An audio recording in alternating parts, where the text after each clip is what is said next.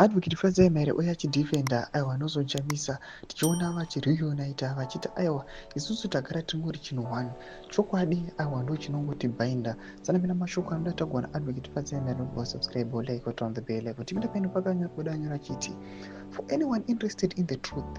This is an important summary of the legal and factual position regarding President Nelson Chamisa's attendance at the Commission of Inquiry in respect of the city of Harare. And posted this post Advocate Nelson Chamisa number 1 on Monday.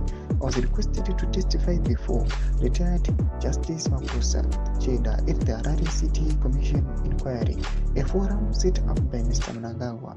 I have reservations about the foundation of a commission. However, out of the courtesy and being an officer of the court and justice, I obliged.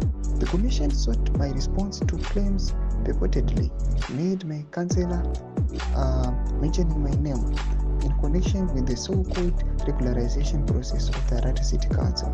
I made it unequivocally clear I have no locus to comment on local authority issues.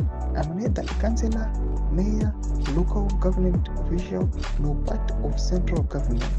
Urban councillors are statutory bodies governed by the Urban Councils Act. Decisions arise from council committees or full council motions, not external actors or political parties. The principle is clear. He who alleges must prove. It is unjust to summon private individuals based on unsubstantiated claims.